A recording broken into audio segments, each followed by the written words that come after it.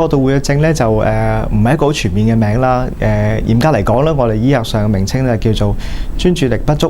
及過度活躍症，又或者而家咧我哋有一個再新啲嘅理解方式，就係專注力不足。同埋咧就係我哋講及或者同一時間有過度活躍症。咁其實呢個症狀裏邊咧涉及到個範疇咧，其實唔淨係我哋講緊小朋友喐唔喐得多啊，又或者佢係咪好調皮或者好曳，而係我哋講緊係因為有某一啲我哋腦裏邊小朋友嘅某一啲發展上嘅一啲困難啦，令到佢個腦仔咧可能咧係控制佢嘅專注力，同埋佢可以停留落嚟去冷靜地去做一樣佢專心嘅事咧，可能有個困難。咁而症狀裏邊嘅病徵咧，主要係包括我哋頭先提及過嘅專注力不足啦、過度活躍嘅病徵啦，同埋仲有一樣嘢就係一啲叫做衝動行為上嘅控制。咁所以咧，當我哋要去判斷一個小朋友嘅時候，好視乎究竟佢喺一個生活環境裏邊啦，佢學習環境裏邊咧，有冇一啲我哋察覺到嘅症狀。咁而呢啲症狀咧，有時除咗小朋友自己講、家長發現之外咧，我哋亦都好側重我哋喺臨床上嘅判斷啦、觀察啦，同埋家長以外嘅觀察者，包括老師啦、一啲小朋友學習上嘅一啲導師咧，提供俾我哋觀察同埋意見。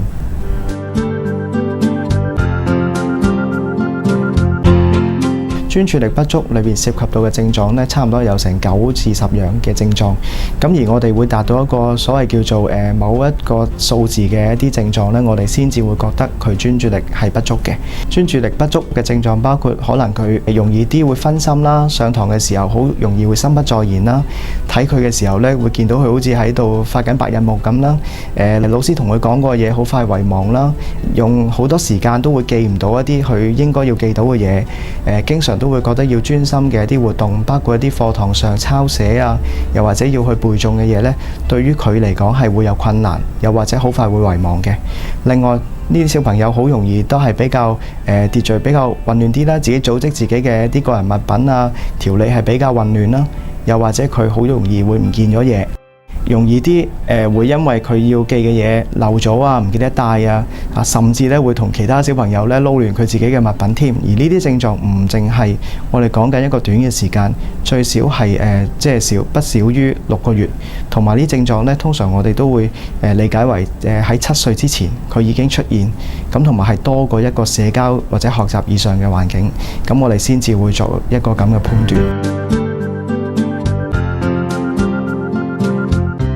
過度活躍嘅病徵啦，或者係控制衝動嘅一啲症狀裏邊呢，其實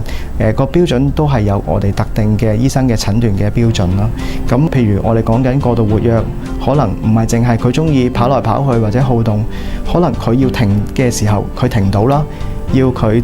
坐定落嚟嘅時候，佢個人又會周身喐啦，坐一陣又會離位啦，甚至佢好多時都會多嘢講啦，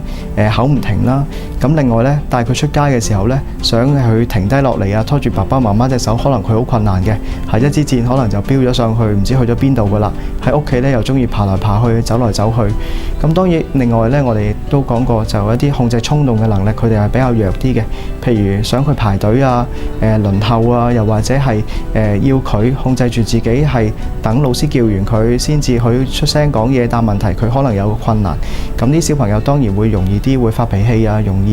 控制唔到自己嘅衝動。咁頭先提及嘅症狀呢，好多時都係我哋講緊喺唔同嘅環境裏邊，佢持續地出現，而呢啲症狀呢，對小朋友嘅生活、學習同埋社交活動都有啲影響。咁我哋就會因應嗰啲症狀呢，作出一個臨床嘅診斷。